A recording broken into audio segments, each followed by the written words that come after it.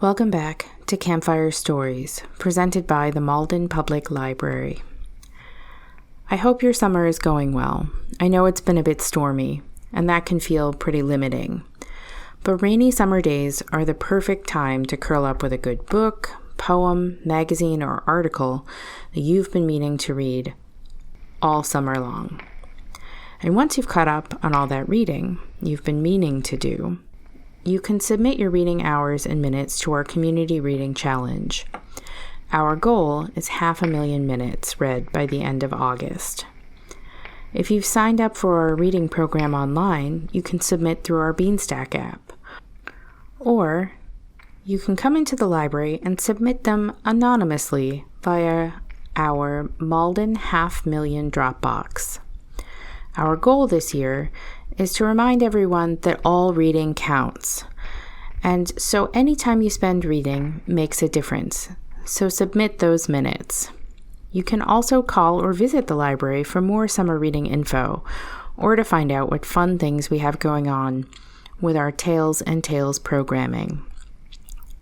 Okay, now that I've plugged the summer reading program, let's talk a little bit about tonight's story. I've been meaning to read something from this collection for a while, but the holds list was long and I had to wait. Julia Armfield's Salt Slow is a wonderful collection, especially if you're a fan of the stories of Carmen Maria Machado or Tananarive. The reading tonight is the first story in the collection, called Mantis. And I won't tell you a thing about it, aside from it's delightful. And I hope you enjoy the creepy vibe as much as I do. With that, let's begin. Mantis by Julia Armfield from her collection Salt Slow. I have my grandmother's skin. Problem skin. My mother buys me witch hazel, calendula, aloe vera. Claims she knows a woman who drinks collagen every morning with her tea. It's just your genes, she says. Stop picking at it. My mother's skin stretches over the bones of her face like gloss paint poured from a palette. When she dips a finger into the pad of her cheek, I half expect it to come away wet. Our bathroom shelves are a graveyard of bottles, discarded jars and lotion pumps left to clog in their necks and nozzles, ointments used for 2 weeks and then abandoned. My mother buys special sloughing tools, face masks, and tinctures from the chemist. Our neighbor, Mrs. Weir, is an Avon lady, and I suffer one long afternoon of being daubed with honey cream at the kitchen table as she blithely assures me it's supposed to sting. It's a funny one, isn't it? She says to my mother. Not quite eczema, but not quite acne either. Psoriasis or vitiligo or something.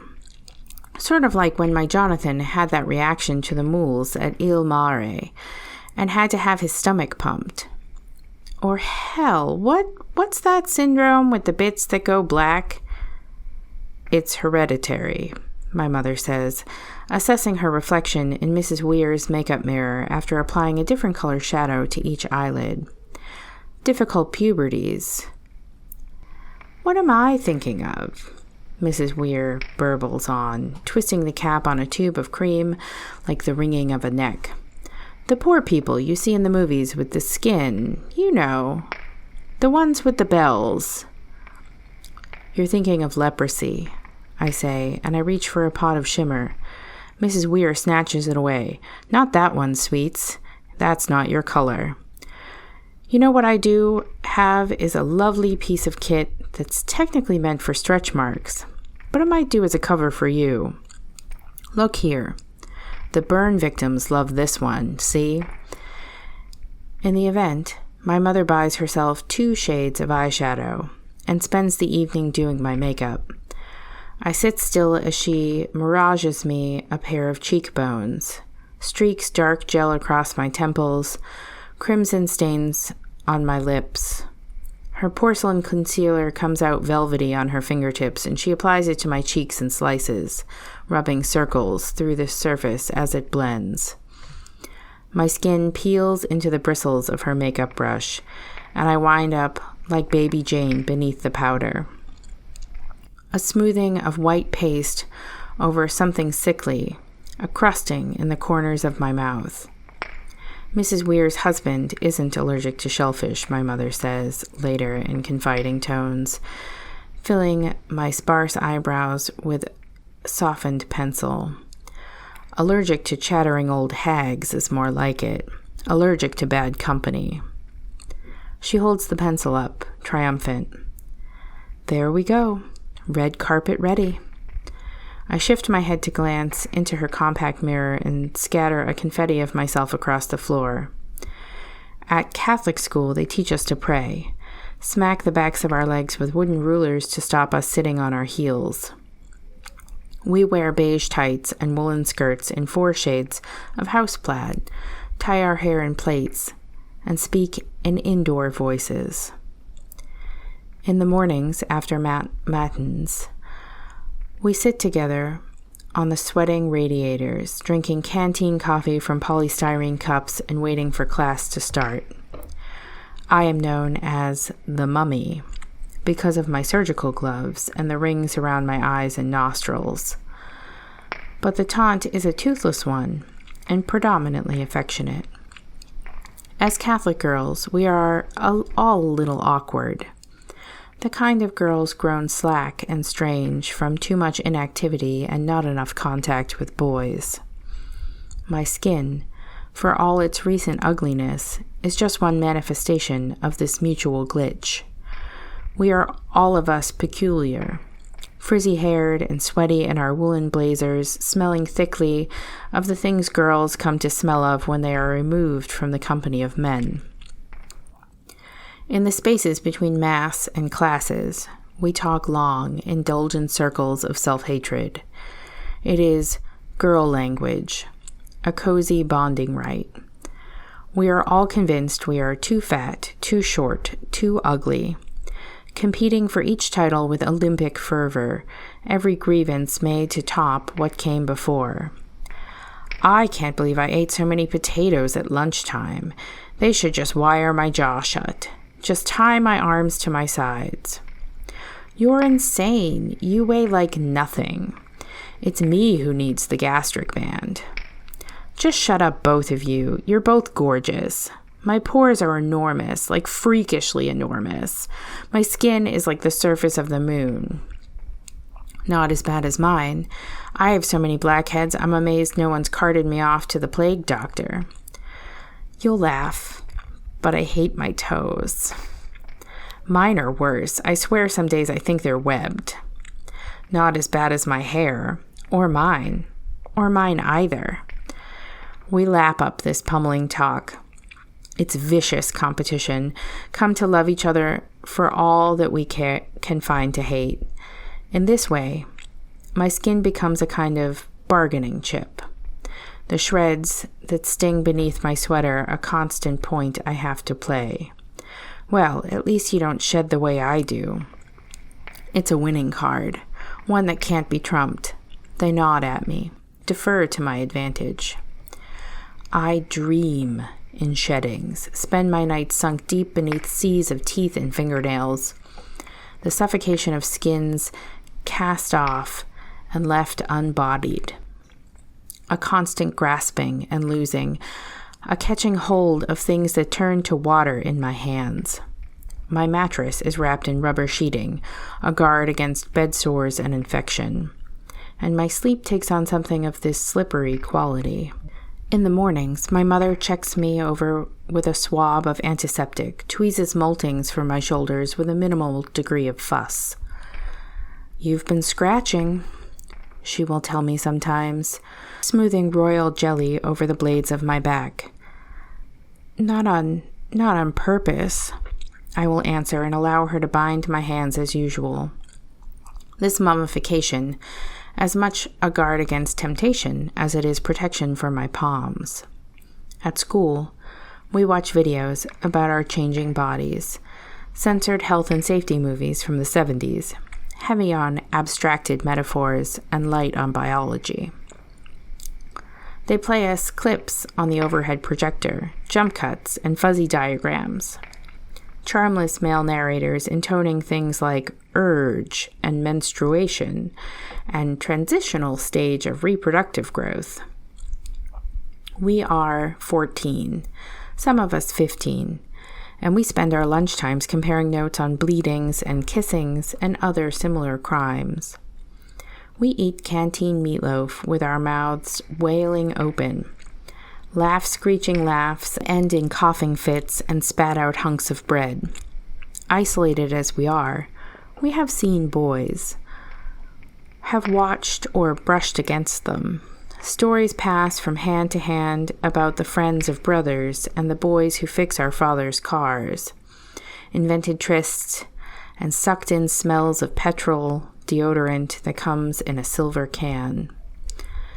On Wednesdays, we play hockey on the pitch behind the chapel. Our gym kit is prudish by any standard, but still allows us the sort of assessments that our uniforms deny. In the thin, white autumn mornings, we judge the fit and fall of Airtex t-shirts, take notes of legs shaven above the sock line and scabbed around the knee.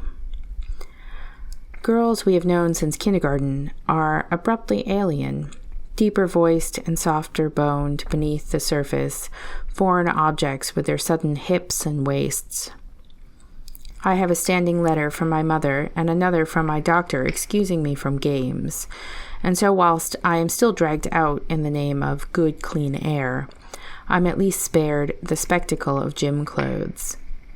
Standing white on the sideline, I warm my bandaged hands inside my armpits as beneath my blazer. I sense a slight but certain splitting in the fabric of my back. I am sometimes given the task of collecting team bibs after matches, and I flip them over my head when I do so, as an additional guard against the chill. Afterward, in the changing rooms, girls pass tampons back and forth like borrowed cigarettes. Smells of hairspray and wet grouting mingle with the tang of day-old blood. Fully dressed, I sit near the door and partake in listless conversation. When the tampons make it to my corner, I simply pass them on. I do bleed, though there is a difference in the color and texture, a difference in the pullings and scrapings of my hips. I have thought of asking about this after one of our health and safety videos, though these are not usually lessons with much recourse to questioning. My grandmother was a party girl, according to my mother. She tells me this while brushing my hair, secreting in the pockets of her apron the strands that come away. She was a wild one, she tells me, tapping the back of my spine with the barrel of the brush to make me straighten. Some nights, she wouldn't come home until 3 or 4 o'clock, and I'd be there, all of 9 years old, waiting. She says this without resentment, a simple statement of fact. In the wardrobe mirror, I watch her press a fallen piece of hair against my scalp for a moment, as if hoping it might reattach. Where was Granddad when this was happening? I ask her, already knowing the answer. I have heard this story rattled off before. Your Granddad wasn't around by that time, she tells me, playing along. Hold your head up. You're becoming a terrible one for slouching. At nights, we read together, though I'm old enough to read alone, and my mother has little patience for literature. I choose Greek myths and ghost stories, tales that come in under 14 pages and culminate in violent lessons. I read aloud and let her stop me when she wants to. Stories of swans and spiders, bay trees, narcissi, girls transformed into monsters by rivals playing dirty. At school, we learn The Flea by heart and giggle at the subtext. We learn capital cities and long division, and the names of the saints in the order they are cited in exorcism. In biology, We grow watercress in plastic yogurt pots and keep them on laboratory windowsills. They turn brown from too much sunlight, and we have to throw them out. Some days, I use my skin to my advantage, skipping maths to lie down in the nurse's office, complaining of sore arms and pulsing pains. From the first time I did this, the nurse insisted on looking, tugging up the back of my jumper without asking, and pulling the tail of my shirt from my skirt. What she saw was enough to convince her, and henceforth all my trips to the office were accepted without further inquiry. My friends come to take me to lunch once maths is over, sniggering behind their hands as I skip from my sickbed, telling the nurse I feel quite better now. We take Mass on Thursday mornings, sneaking carrot cake from our school bags and making fun of dodging the incense cast from the thurible during prayers. The sermons are droning, dragging things, brimstoned with words like absolution, blasphemy, divine. After Mass, we play conkers with our rosary, smashing the beads together in the courtyard until the nuns catch us at it. The teeth are a problem. It becomes harder to talk once I start losing them, which I do in a gradual way on the week of my 15th birthday. Just a spitting out of molars to begin with, which at least less obvious to a casual observer than the thinning of my hair. I lay them out in a line on my mother's kitchen table, the vinyl tablecloth showing images of the Last Supper with a kind of cheerful kitsch. She scrutinizes the teeth with forensic detail and then fetches me a glass of water, spooning in a measure of table salt, and swilling briskly until it dissolves. Gargle, she says, handing over the glass and sweeping the teeth into the cup of her palm. I do as she says, mulling vaguely on a memory of swallowing my first milk tooth with a mouthful of apple, of asking my mother whether I might now start growing teeth along the lining of my stomach, like the blooming of a seed. I spit the water out in the kitchen sink, and my mother fetches almond cream from her handbag, smoothing it absently over my fingers and down the bridge of my nose. There now, nothing wrong with you. At night, I fall asleep in shreddings and tatterings. My dreams, shot through with shouts of violence, bitter notches like bad beads on a rosary. In the still dark of early morning, I wake to wonder at my face in the wardrobe mirror. Beneath the white flesh of my forehead, my eyes seem further apart than before. Boys arrive with the inevitability of tides. Someone's brother throws a party. Someone's cousin makes an introduction. And just like that, girls have numbers in their phones and places to sneak off to. Skirts rolled at the waist to bring them up above the knee.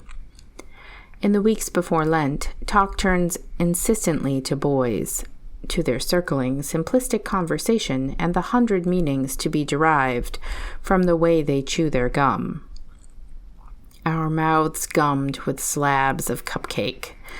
We pledge ourselves to impossible diets in the pursuit of desirability. We repeat the names of boys as we invoke the saints, coiling tongues around the ones we like the best.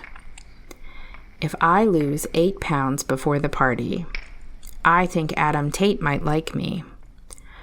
What about Toby Thorpe? Did you hear if Toby Thorpe was going to be there? Seriously, though, did it seem to you like Luke Miners was looking at me at the bowling alley last weekend, or was it just the mirror behind me? I wasn't looking. I prefer Sam Taylor. I listened to these conversations with my fingers in my mouth, nails bitten almost to the knuckle. My gloves are off, and my legs are jumpy on the radiator, seeming to fall asleep without warning every 10 or 15 minutes. I am more distracted than usual by things in my periphery. The swarm of dust motes, the carpets creeping up the walls. You know, I heard Mark Kemper telling Toby Thorpe he thought you were interesting. It takes a moment to realize this last is directed at me. I raise one hand, rashed as something burning, raise one eyebrow to match. You can pull that face all you like, I'm admonished. I'm just repeating what I heard. There are pictures of my grandmother on the kitchen dresser. The skin like webbing, the eyes like something stapled in place. My mother claims I have my grandmother's genes, that they come to us all eventually. She says I get more sympathy than she ever did. Your grandmother was a party animal, she tells me, though her usual phrase of party girl. She'd come home at night with glasses she'd stolen from wine bars, beer mats, donuts by the boxload. She'd bring back men I didn't like. Where was Granddad when this was happening? I ask by rote. Your Granddad wasn't around by this point, she returns as usual, a voice like fingers breaking in a door. She shows me snapshots from her green velour-bound album. My grandmother in balding velvet boots, a tinsel wig, a wedding shot with wine glasses, lips red as something chewed to death. Her teeth, so claims my mother, were porcelain implants. A fact I resent since, in recent weeks, I have had to settle for a metal brace holding 6 resin moldings in my mouth. She would have liked you, I'm sure, my mother tells me. As if it isn't generally expected that people ought, at the very least, to tolerate their grandchildren. On Ash Wednesday, we walk around school all day with silver smudges on our foreheads. Dipping our fingers in the font at the chapel entrance, we allow the holy water to trickle past our knuckles, either left to dry in track marks or licked absently from palms. There is a party planned for Saturday, invitations scrawled in glitter on slips of colored card.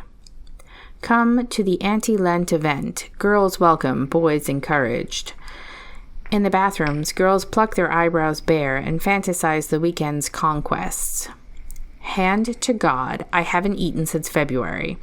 Adam Tate won't know what hit him. You're insane. Do you think Toby Thorpe will be there? I don't even know who that is. I sit in the corner sink and let my friends test their makeup on me. Though the skin beneath my uniform now comes away in pieces, and my mother has taken to wrapping me in coils of bandage to hold the central parts of me in place. I'm going to sleep with Luke Miners, someone screeches, a noise that echoes off the tiles. I don't care. I'm going to do it. I swear I am. We are frenetic with hunger, with wanting, with the repentance of the season.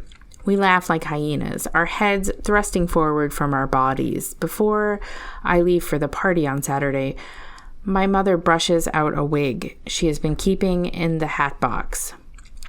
Dark curling nylon with a flammable warning label, which she snips from the crown. She fixes my face with lipstick and black liner, attaches artful strands of tape beneath the wig to hold my eyes upright. There you are, she says, red carpet ready. The party comes about as an infestation, a swarming in the corners of an unfamiliar house. We arrive in cars and carpools, delivered by parents with strict curfews and no idea what to expect. The house belongs to the friend of a brother and is lit all through with paper lanterns, peppered about with ashtrays and crisps in plastic bowls. I am aware of the feeling of things between my bones, the blurring and doubling of my vision. I dance with my friends and ignore the tearing and splitting taking place beneath my dress. Boys spill and surge like the rattling of ice cubes, melting in upon us with every passing song. Adam Tate is sweating through his t-shirt, talking to a girl I know, but whose name I can't remember. At the next change in music, he drags her away from the throng, and I am left wondering at how it is that I know her and why my fingers seem longer than before. I think of my grandmother, who drank her wedding from a wine glass, and drink everything that is offered to me. The music is bright green, bright white, electric. A girl downs a tumbler of wine in one, shrieks, "Unchristian!" and falls down cackling on the floor. Boys slope off with girls, and I find myself thinking about the itch of the wig that I am wearing, the fierceness with which I want to take it off.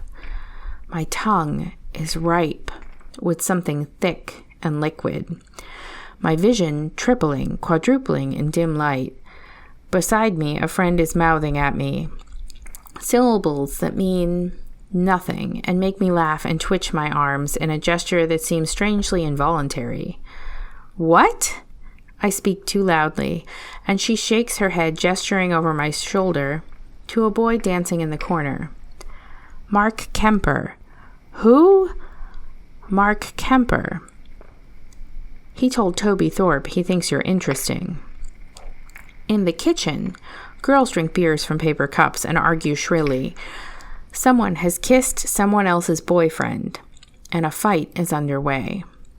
Around the fridge, a thread of girls in matching crucifixes are drinking shots of whiskey, while beneath the table, a girl is coiled asleep with tinsel in her hair. I gnaw on the edges of my fingers, wondering when it is that the taste transformed from salt to something tangier. Someone hands me a beer, and I drink it, pressing gratefully against the bodies all around. Beneath my dress, my skin is churning. My legs feel cracked in half, articulated, a spreading and a shifting, as though my bones are springing out of their intended slots. He's there again, look. Someone pokes me in the back. A nodded head toward the boy who seems to have followed me into the kitchen. Before the party, my mother had shown me photographs of herself at my age.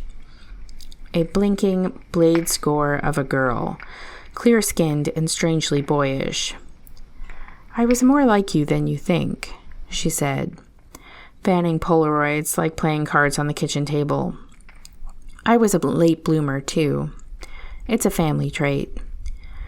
She had showed me pictures of her wedding day, a blurring of groom, a bride with fingers gnawed to the quick.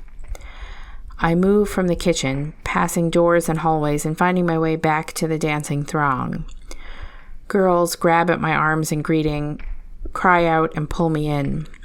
I feel my skin sever beneath their hands and wonder whether I should try to clean the pieces of myself from the floor. We dance in celebration, yell as we do in relief at the end of Mass. A girl pinches playfully at my nose, another pulls on my wig. We bracket and circle and contain each other, twisted together with arms and legs. From a distance, I see the boy edging through the crowd toward me, a blankness of a person, recognizable only by the whispers in my ears. "Mark Kemper, look, he's coming over here. He told everyone he likes you. I swear to St. Felix." He grabs for my hand with a force I'm not prepared for. He says my name in a voice which drags me away from the group. He says my name again, but the music seems to grow louder, and I am aware of my skin. He pulls me back, already dancing, and I have no option but to go with him. A throbbing sense of something rent or ruptured slicing down my spine as the tangle of girls around me loosens and gives way. I let him dance with me, my mouth awash with what feels like saliva, his body like the jolt before a crash. "I've seen you before," he says in my ear, and I'm not sure how long he's been speaking or whether this is part of a longer sentence. "You stand out, you know. You're not like other girls." I don't know what to say to this, as it is incontestably true, yet doesn't feel at all like a compliment. He says his name again. My head swills, and I think of my mother, a darkening, a cracking noise that seems to come from me. I find he is leading me down a corridor, though I have no idea when it was we left the dance floor or how it was he convinced me to go. In the corners and shadows and behind doors, I can see girls and boys entwined, strange graspings in half-darkness, woven silhouettes of one on one. Grabby. He has a hold of both my hands, and I note how small his palms are, though that may just be because my fingers now feel so unnaturally stretched. I'm fizzing beneath my dress, my arms and legs consumed with pins and needles, jerking back and forth, involuntarily like in the seconds before sleep. I knew you wanted it, he is saying, and I find I have chewed my bottom lip enough to tear it. I grab his hand tighter, taste the blood on my lips. He tugs me into an empty room, a bathroom with a long mirror, and it occurs to me that he is going to kiss me a second before he does. In the reflection, I witness my reaction, the pale, inverted version of myself in polished glass. There is a coming apart, my head swimming within the collapse, and I understand at once what my mother meant by late blooming. An adolescence quite unlike the one my classmates have been through. My skin starts to slip off my bones with a heaviness of sheer relief, and the shell beneath is something like my mother's, the hard, pale surface of unblemishable cold. My teeth drop, my wig slips, and I am something else entirely. A suddenness of mandibles and curving neck, eyes sliding into lateral position, long hands that bend straight down as if in inverted prayer. I think again about my grandmother, about my absence of a grandfather, my mother's unknown thub smudge of a groom. I twitch my head toward the boy, feeling a shuffling in my back of something quite like wings. I flex my arms and raise myself a little higher as the last of my skin falls down unheeded to the bathroom floor. It is possible, the boy says something. Possible, he screams. My mouth is wide with anticipation, not for kissing, but for something more in keeping with my genes. Well, puberty. Things I do not miss. Anyhow, thank you for listening to another story. I hope you liked this one, and if you do, you can request a copy from the library. The collection is Salt Slow by Julia Armfield, and I can say every short story in this collection is an absolute delight. As much as this one, which I just think is creepy and delightful and poignant, and it reminds me of all of that discomfort of changing from a child into an adult, while also being terrifying and horrific. So thanks again, and stay cool, stay hydrated, stay well read, and good night. Thanks.